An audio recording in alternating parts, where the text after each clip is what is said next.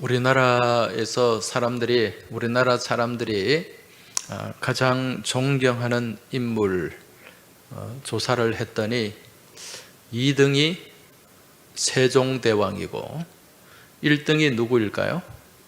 이순신 장군으로 조사가 되었습니다. 여러분, 이스라엘 사람들에게 가장 존경하는 인물을 선택하라, 꼽으라고 한다면 누구를 꼽을 수 있겠습니까? 그렇죠. 다윗을, 많은 사람들이 다윗을 선택합니다.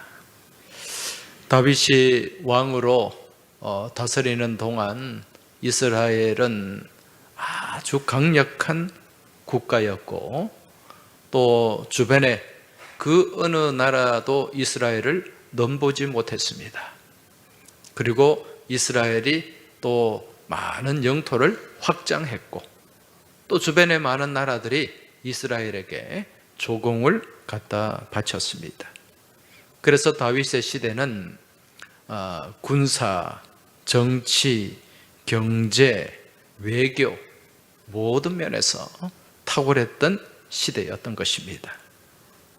그래서 지금도 이스라엘 사람들은 다윗을 가장 존경하고, 또 다윗과 같은 그러한 지도자가 나와서 이스라엘을 다스리기를 그렇게 소망하고 있는 것입니다. 자, 그런데 이처럼 존경하고 또 많은 사람들이 위대하게 바라보는 이 다윗, 여러분, 부족함도 없고 허물도 없고 결함도 없는 그러한 완벽한 사람이었을까요? 전혀 그렇지 않죠. 이 사무엘상, 사무엘하 말씀을 보면 주로 이 다윗의 이야기들이 많이 등장하는데, 여기에 나오는 이 다윗의 모습을 보면 정말 많은 허물이 있고 또 실수도 많고 부족함도 많은 그러한 사람임을 깨닫게 됩니다. 여러분, 다윗이 얼마나 많은 실수를 했습니까? 그 장인 사울에게 쫓겨다니면서 가드 왕 아기스한테 도망을 갔어요. 그 이방 왕에게 살겠다고 그렇게 이방 나라로 도망을 가기도 했고, 또 정말 신실한 부하 그 우리아를 그 아내를 범하려고 전쟁터로 내보내가지고 가장 치열한 전쟁터에서 죽게 만들었어요. 이건 살인죄거든요. 그리고 그 남편이 죽자 그 아내를 또 자기가 취했지 않습니까? 이건 간음죄입니다. 이런 크고 작은 많은 죄를 범했던 사람이 바로 다윗이었어요.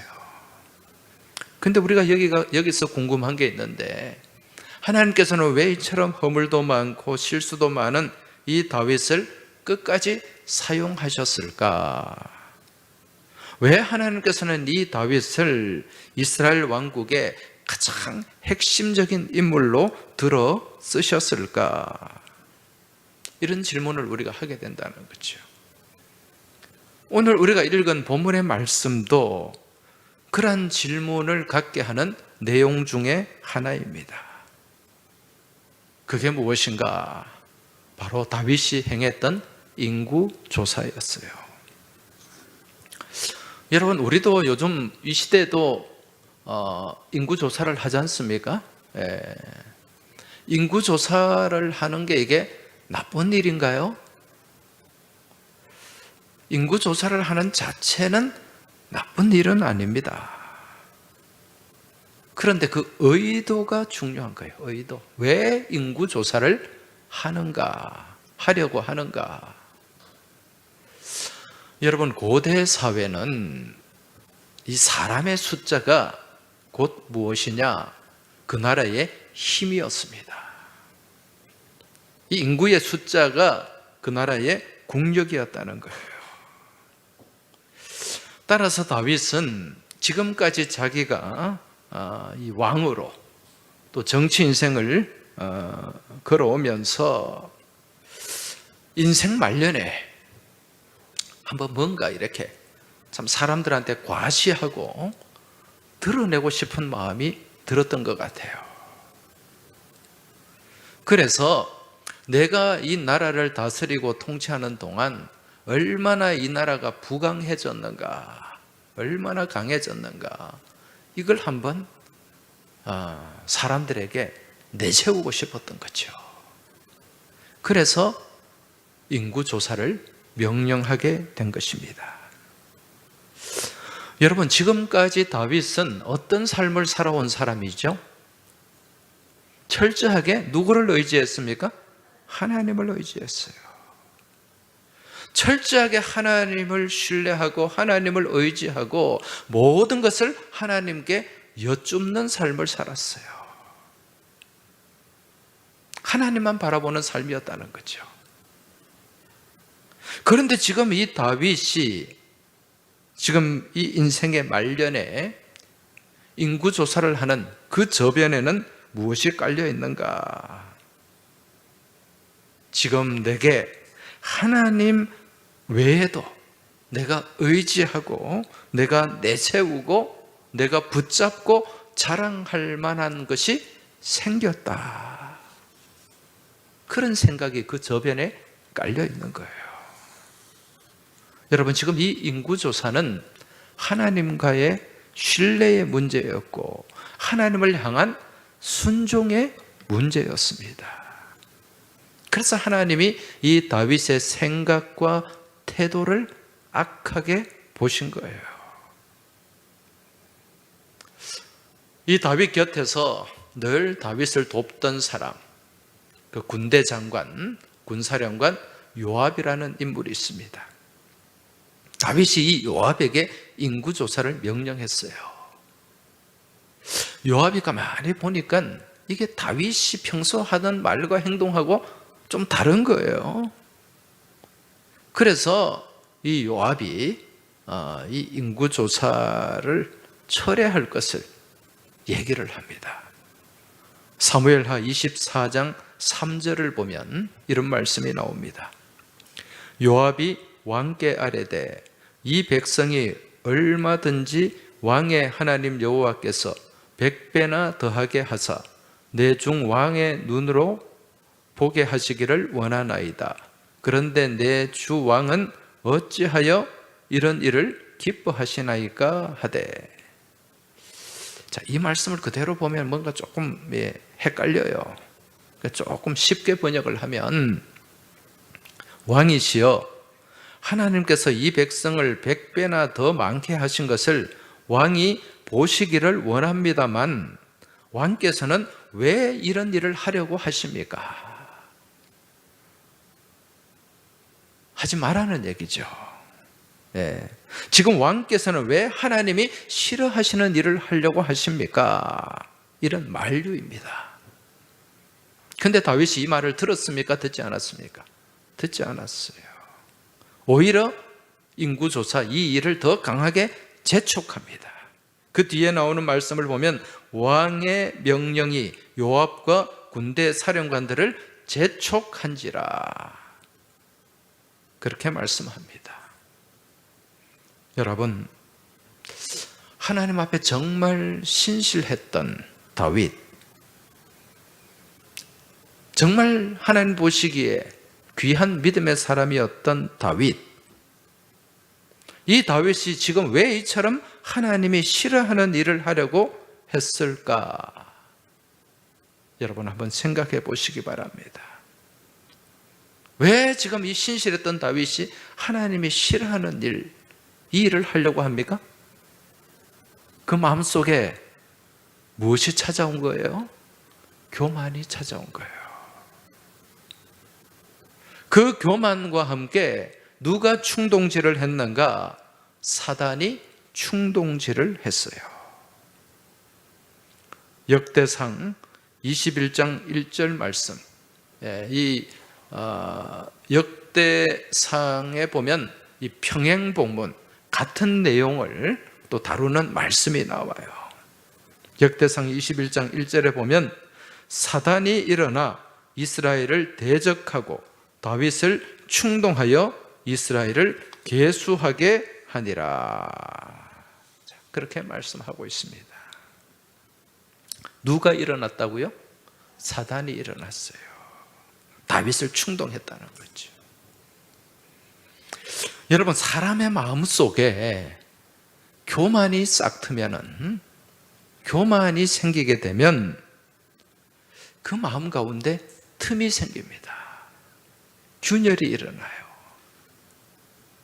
그 틈을 타고 누가 역사하는가? 사단이 역사해요.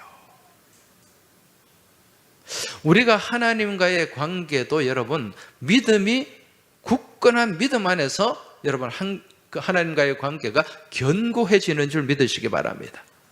믿음은 우리와 하나님 사이를 견고하게 하지만 교만은 하나님과 우리 사이에 틈을 만들어요. 그런데 그 틈을 누가 타고 들어온다? 사단이 타고 들어오는 거예요.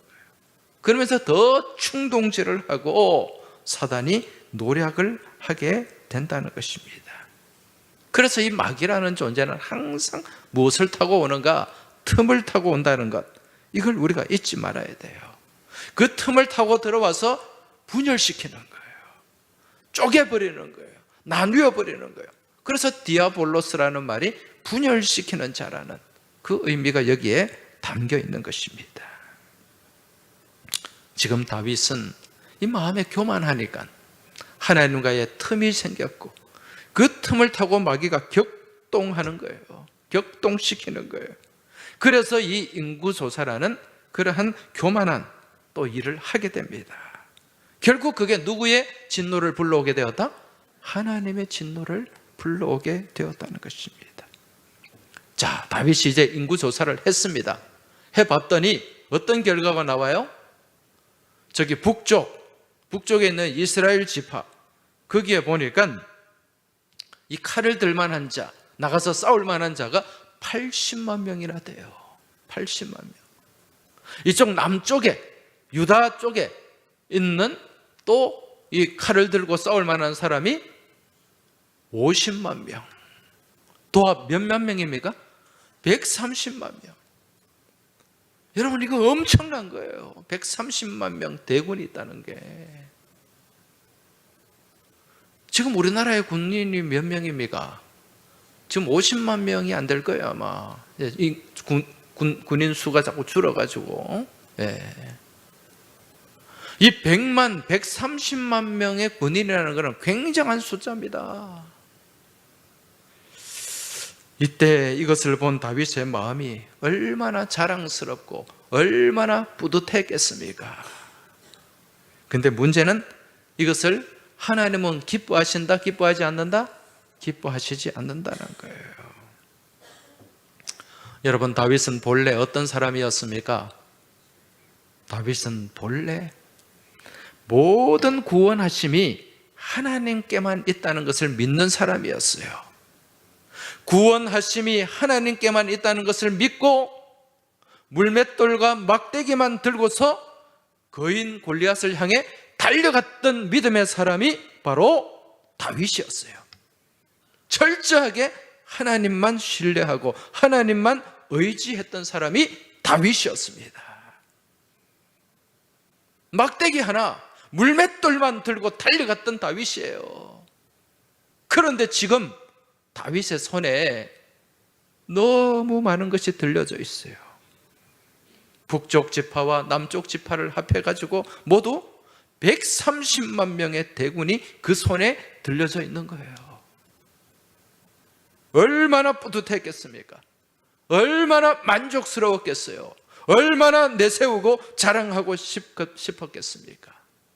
그런데 여러분, 결국 이것이 다윗이 무너지는 이유가 되고 말았습니다. 하나님 외에 다른 것을 붙잡는 거죠. 여러분, 믿음의 사람은 철저하게 끝까지 하나님만 믿고 나가야 돼요. 여러분, 그 믿음 안에서 하나님께서 끝까지 도우시고 함께 하시는 줄 믿으시기 바랍니다. 자, 지금 여러분의 손에 무엇이 잡혀 있습니까? 손을 한번 보시기 바랍니다. 내 손에는 무엇이 잡혀 있는가? 지금 내가 내세우고 자랑하고 기뻐할 만한 것들을 내가 붙잡고 있지는 않은가? 남들한테 내세울 만한 게 내 손에 잡혀 있어요. 돈도 잡혀 있고, 또 건강도 잡혀 있고, 다른 어떤 사람들한테 내세우고 자랑할 만한 것들이 내 손에 움켜져 있다는 거예요. 그런데 여러분, 이때가 위험한 때예요. 하나님 외에 내가 의지하고 내가 자랑하고 내가 내세울 만한 것들이 점점 많아지면 많아질수록 위험해진다는 거예요. 그로 인해 하나님 없는 삶을 살아갈 수도 있다는 것입니다. 여러분, 우리가 삶을 살아가면서 모든 것이 풍족하고 아무런 어려움도 없고 문제도 없는 그런 삶을 우리는 꿈꿉니다. 그죠? 예. 그런데 중동 속담에 날마다 맑은 날만 계속해서 이어지면 모든 땅이 사막이 되고 만다. 그런 속담이 있어요. 적당하게 비도 와야 돼요. 때로는 바람도 불어줘야 됩니다. 여러분, 바다도 마찬가지잖아요. 늘 잔잔한 바다는 썩습니다. 한번 파도가 치고 태풍이 불어와서 한번 뒤집어 놓아야 바다가 살아난다는 거죠. 우리의 인생도 마찬가지입니다. 여러분, 때로는 적당한 고난도 있어야 돼요. 적당한 연약함도 있어야 돼요. 적당한 힘겨움도 있어야 됩니다. 너무 배가 부르면은요, 하나님을 모른다고 부인합니다. 왜? 부족한 게 없으니까. 하나님 없어도 잘 살 것 같으니까. 그래서 잠언 30장을 기록한 아굴이 어떻게 기도합니까? 나를 너무 부하게 하지 말아 달라고, 너무 부하게 하지 말아 달라고, 이런 기도를 하고 있어요. 왜? 내가 배불러서 하나님을 모른다 할까? 여호와가 누구냐 할까? 두렵습니다. 여러분, 지금 내게 연약함이 있고 부족함이 있고 또 고난이 있는 것, 여러분, 이게 나를 더 복되게 만들어 나가는 통로가 된다는 사실 믿음으로 깨달으시길 주의 이름으로 축원합니다. 북해에 저기 노르웨이, 핀란드 그쪽에 유럽에 북해라는 바다가 있잖아요. 그렇죠? 거기에 청어가 많이 잡혀요. 근데 이 영국 사람들은, 영국 근해에서는 이 청어가 잡히지 않습니다. 그래서 어부들이 저 북해까지 가서 청어를 잡아와야 되는데, 이 청어를 북해에서 잡아가지고 영국까지 오다 보면 이게 다 죽어버려요. 어항에 넣어가지고 오는데도 죽는단 말입니다. 얘들이 뭐 좀 성질이 급한지 하여튼 죽더라는 거예요. 이 영국 사람들은 좀 살아있는 싱싱한 청어를 먹고 싶은데 그냥 영국에 배 타고 오면은 다 죽는 거예요. 그런데 어느 어부는, 한 어부는 그 북해에서 청어를 잡아가지고 오는데 영국까지 왔는데 살아있어, 청어가. 그러니까 사람들이 거기에 막 몰려가는 거예요. 3배, 4배, 5배의 가격을 주면서도 그 살아있는 청어를 구입하는 겁니다. 어부들이 질문했어요. 아니, 당신은 어떻게 이 청어를 살려가지고 옵니까? 비결을 좀 얘기해 주십시오. 나중에 그 어부가 가르쳐 줬어요. 그 청어를 잡은 배 안에 그 어항, 그 청어가 막 거기서 헤엄을 치지 않습니까? 거기에 무엇을 넣느냐? 청어를 잡아먹는 청어의 천적 바다 메기를 거기에 풀어놓는 거예요. 사람들은 깜짝 놀랐어요. 아니, 그 바다 메기가 청어 다 잡아먹으면 어떡해? 그런데 그 어부는 늘 거기에 바다 메기를 넣어가지고 그렇게 옮겨옴을 통해서 영국에 와도 청어들이 죽지 않는다는 거예요. 무슨 얘기인가? 이 천적인 바다 메기가 그 어항 안에 있으니까 이 청어들이 뭘 하게 됩니까? 긴장을 하게 되는 거예요. 막 살려고 도망을 다니는 거예요. 그러다가 청어 한두 마리는 잡혀 먹어요. 그런데 바다 메기가 그 많은 청어를 어떻게 다 잡아먹습니까? 그런데 그 청어가, 그 바다 메기가 있다는 사실만으로도 청어들은 긴장을 하게 되고 막 이리 피하고 저리 피하고 그럼으로써 살아 있더라는 것입니다. 여러분, 우리 삶도 마찬가지예요. 이 삶의 긴장의 줄이, 긴장의 끈이 완전히 풀려버리면 그때부터 문제가 생기기 시작하는 거예요. 내 삶에 적당한 아픔도 있고 적당한 고난도 있고 때로는 적당한 부족함이 있을 때 내가 뭘 하게 된다? 긴장을 하게 되는 거예요. 그러면 내가 누구를 바라보게 됩니까? 하나님을 바라보고 하나님을 의지하고 하나님께 매달리게 되는 거예요. 그때 내가 영적으로 살아있게 되는 줄 믿으시기 바랍니다. 지금 다윗이 모든 것이 풍족하니까 이제 긴장이 풀렸던 거예요. 자, 그런데 지금 하나님이 싫어하시는 이 인구조사, 이걸 하면서 그 결과를 보면서 여러분, 다윗이 아차 하는 생각이 들었습니다. 여러분, 지금까지 다윗은 많은 실수를 했잖아요. 그 실수로 인해서 하나님께 징계도 받았어요. 그죠? 그러면서 또 깨닫는 거예요. 육감적으로 깨닫는 거예요. 또 내가 또 실수했네. 또 내가 하나님 앞에 잘못했네. 이걸 깨달았어요. 여러분, 다윗의 강점이 뭐냐? 이걸 깨달을 줄 안다는 거예요. 똑같이 우리가 같이 부족함도 있고 연약함이 있는 사람인데 이걸 깨닫고 하나님 앞에 엎드릴 줄 아는 사람이 누구였다? 다윗이었다. 지금 다윗이 이 실수로 어떤 결과가 다가왔는가? 하나님이 세 가지 징벌을 선택하라 그랬어요. 그 중에 하나를 선택했는데 3일 동안 이스라엘 전역에 온 나라의 전염병이 3일 동안 전염병이 창궐하는 그 선택을 했어요. 그런데 이 전염병으로 이 이스라엘 백성 7만 명이 죽었어요. 7만 명이. 하나님이 지금 이 일을 통해서 무슨 사인을 주시는가? 네가 자랑하고 네가 내세우는 군사 130만 명, 그거 아무것도 아니다. 그 전부 다 내 것이다. 네 것 아니다. 지금 이 사인을 주고 계시는 거예요.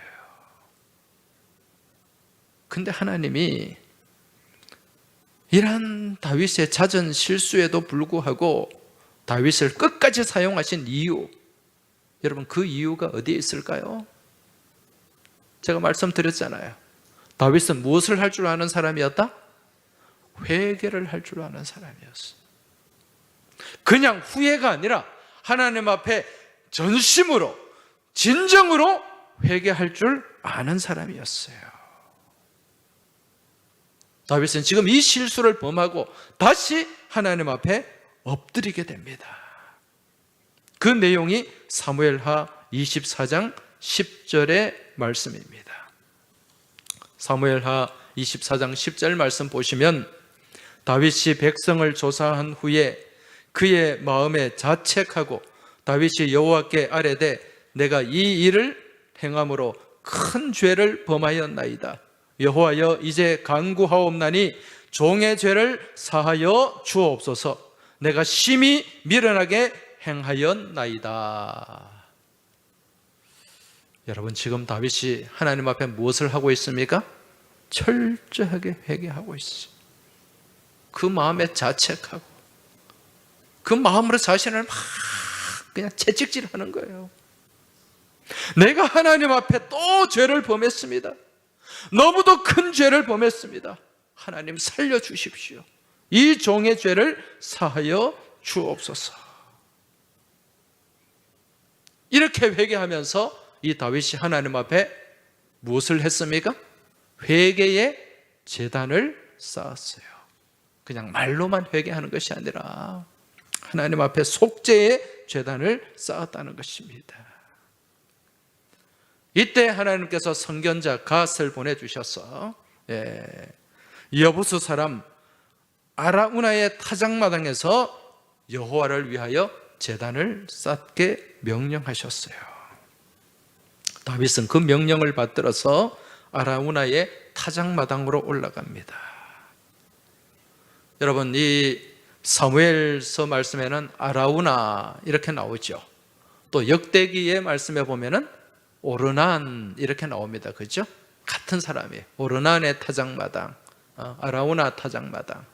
이 아라우나는 여부수식 발음이고, 이 여부수 사람이잖아요. 여부수식 발음이고, 오르난은 히브리식 발음이에요. 지금 다윗은 이 타작마당의 주인인 이 아라우나에게 값을 지불했고, 거기에 제단을 쌓고 이제 제사를, 하나님께 제사를 올려 드리려고 합니다. 이때 아라우나가 뭐라고 얘기합니까? 왕이시여, 그 땅을 왕에게 제가 무상으로 공여하겠습니다. 왕이 제사를 드릴 제물, 제 소를 드리겠습니다. 그리고 땔감까지 제가 다 제공을 하겠습니다. 다윗에게 그 제사를 드릴 땅도 제공을 하고 제물과 또 땔감까지 내가 다 바치겠습니다. 얼마나 기특합니까? 그때 다윗이 그래, 고맙네, 알겠네, 그렇게 수용을 했습니까? 아니죠. 여러분, 제사는 하나님 앞에 누가 준비해야 됩니까? 내가 준비하는 거예요. 아라우나가 다 제공하면 그 누구 제사입니까? 다윗의 제사 아니에요.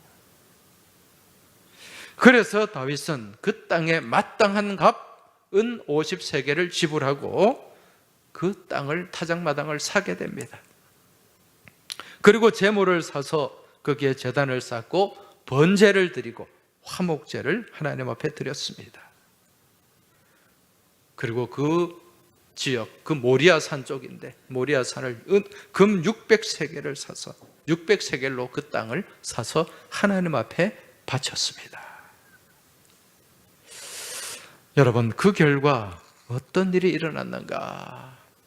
다윗이 하나님 앞에 온전히 엎드려서 그렇게 참회하고 자복하고 회개하고, 그리고 하나님이 명령하신 대로 그 아라우나의 타작마당에서 또 그 속죄의 제단을 쌓고 하나님 앞에 제사를 드렸어요. 그때 하나님이 이 제단, 이 제사를 어떻게 받으셨는가? 여러분, 역대상 21장 26절 말씀에 보면, 말씀을 한번 보십시오. 다윗이 거기서 여호와를 위하여 제단을 쌓고 번제와 화목제를 드려 여호와께 아뢰었더니 여호와께서 하늘에서부터 번제단에 불을 내려 응답하시고, 할렐루야. 무엇을 내리셨다고요? 하늘에서 불을 내리셨다는 거예요. 놀라운 일입니다. 하나님이 그냥 응답하신 것이 아니라 놀라운 은혜의 불, 뜨거운 불을, 응답의 불을 내려주셨다는 거예요. 이 제사를 내가 흠양한다는 메시지죠. 여러분, 성경에 하나님이 그 제단 가운데 불을 내리신 일이 그렇게 흔치 않습니다. 이스라엘 백성들이 많은 제단을 쌓고 제사를 드렸잖아요. 그런데 하나님께서 불을 내리실 때가 언제였는가? 대제사장 아론이 대제사장으로 임명받고 첫 번째 하나님 앞에 제단을 쌓을 때, 그때 레위기 말씀에 보면 불이 임했다고 말씀하고 있어요. 두 번째가 언제냐? 다윗이 지금 이 참회의 제단, 회개의 제단을 쌓고 하나님 앞에 속죄하며 제사를 드렸을 때 이때 불이 내렸다고 말씀합니다. 또 언제냐? 솔로몬이 성전을 건축하고 그 성전을 또 하나님 앞에 성전 낙성식을 할 때 제단을 쌓고 하나님 앞에 제사를 드렸어요. 그때 하늘에서 불이 임했어요. 그리고 또 한 번 있습니다. 엘리야가 갈멜산에서 850대 1의 그 영적 전쟁을 치르면서 하나님 앞에 제단을 쌓았을 때 그때 불이 임해서 하나님이 역사하셨다. 그렇게 말씀하고 있습니다. 여러분, 이처럼 하나님 앞에 회개하고 전심으로 제단을 쌓고 예배할 때 그 제단 가운데 우리 하나님께서 놀라운 능력의 불, 응답의 불로 임재하시고 역사하시는 줄 믿으시기 바랍니다. 신약시대 때 또 이렇게 놀라운 불이 임한 적이 있었죠. 그때가 언제입니까? 오순절 마가의 다락방에서 하늘에서 뜨거운 불이 임했어요. 뜨거운 불이 역사했어요. 여러분, 이처럼 하나님께 예배하는 가운데 놀라운 응답의 불이 떨어진 것처럼 이 시간 하나님 앞에 예배하는 이 자리를 통해서 여러분의 심령 가운데 우리 하나님의 말씀의 불, 성령의 불, 응답의 불이 내려져서 여러분의 심령을 태우고 새롭게 하시길 주의 이름으로 축복합니다. 하나님이 지금 이 다윗의 범죄, 다윗의 부족함, 다윗의 허물을 완전히 지금 바꾸어서 은혜의 자리로 바꾸어 놓으신 거예요. 최악의 자리를 최선의 자리로 바꾸어 놓으신 거예요. 여러분, 여기에 더 놀라운 반전이 있습니다. 지금 다윗이 이 아라우나에게 은 50세겔을 주고 구입한 이 아라우나의 타작마당이 나중에 무엇이 되는가? 무엇이 될까요? 역대하 3장 1절 말씀 한번 보십시오. 역대하 3장 1절 같이 한번 읽어보겠습니다. 솔로몬이 예루살렘 모리아 산에 여호와의 전 건축하기를 시작하니 그곳은 전에 여호와께서 그의 아버지 다윗에게 나타나신 곳이요 여부스 사람 오르난의 타작마당에 다윗이 정한 곳이라. 할렐루야. 다윗이 하나님 앞에 눈물로 회개하며 쌓았던 그 제단에, 그 자리에 하나님은 무엇을 세우셨습니까? 거룩한 성전을 세우셨다는 거예요. 온 이스라엘 백성들이 죄를 씻고 하나님을 만나게 하는 은혜의 자리, 은혜의 성전으로 바꾸어 주신 것입니다. 이게 놀라운 반전이고 놀라운 은혜인 줄 믿습니다.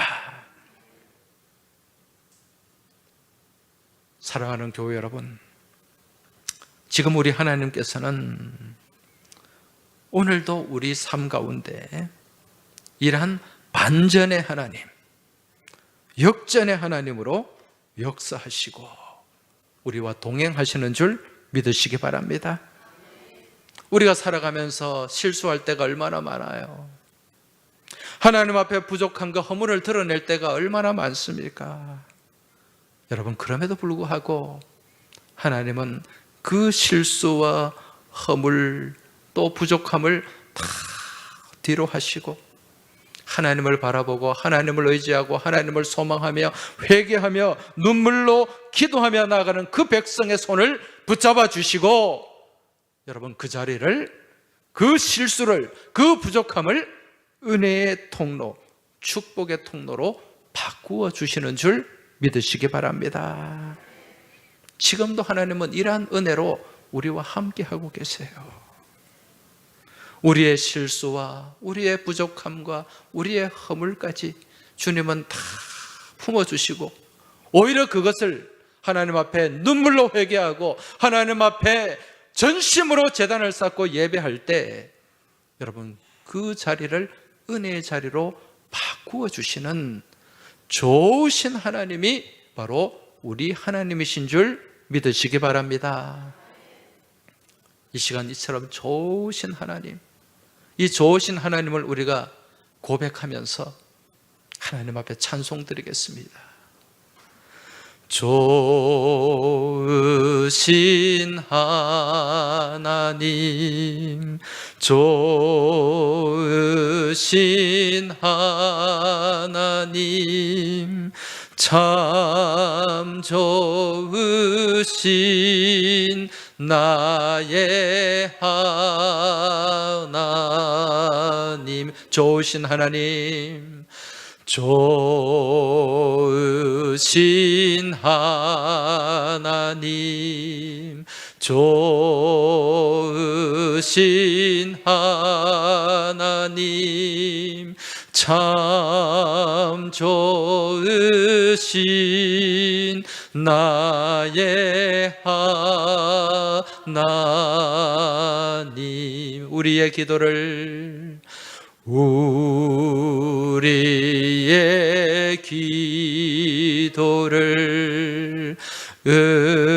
응답해 주시는 참 좋으신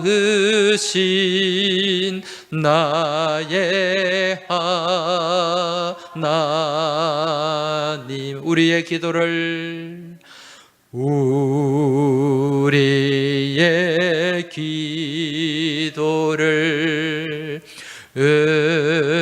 응답해 주시는 참 좋으신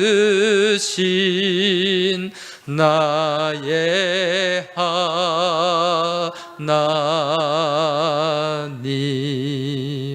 할렐루야. 여러분, 지금도 우리의 부족함과 우리의 죄와 우리의 허물을 다 십자가 뒤에 감추어 주시고, 그러한 부족한 우리를 하나님의 자녀로 세워주시고 하나님의 복된 백성으로 살아가게 하여 주시고, 또 우리의 삶에 하나님께서 십자가의 영광을 담아서 우리를 세상 가운데 승리하게 하시는 줄 믿으시기 바랍니다. 우리에게 놓여진 최악의 환경을, 최악의 조건을 우리 하나님께서는 그곳을 바로 은혜의 자리로 만들어주시고 축복의 통로로 만들어주시고, 그곳을 통해서 우리가 능력 있는 삶을 살아가도록 주님 인도하시는 줄 믿으시기 바랍니다. 그래서 우리 하나님은 반전의 하나님이요 역전의 하나님이신 줄 믿으시기 바랍니다. 지금 여러분의 놓여진 상황이 최악이라고 생각하십니까? 여러분, 그러한 곳에 하나님이 역사하시면 최선으로 바뀌게 되는 줄 믿으시기 바랍니다. 우리 하나님은 최악을 무엇으로? 최선으로 바꾸시는 반전의 하나님, 역전의 하나님이심을 믿고 우리 하나님을 찬양하며 우리 하나님을 의지하며 우리 하나님을 예배하며 우리 하나님을 찬송하며 나아갈 수 있길 주의 이름으로 축원합니다. 이 시간 우리 역전의 하나님을 같이 찬송 드리겠습니다.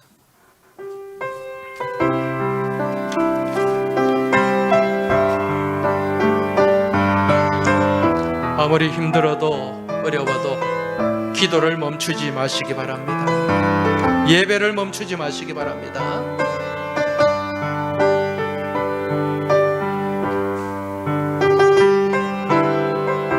기도를 멈추지 마라.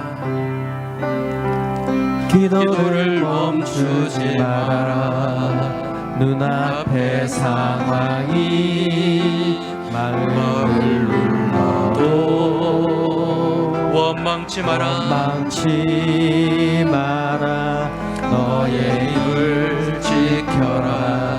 저들은 너의 입을 보고 있다. 마음을 뺏기지 마라. 마음을 뺏기지 마라.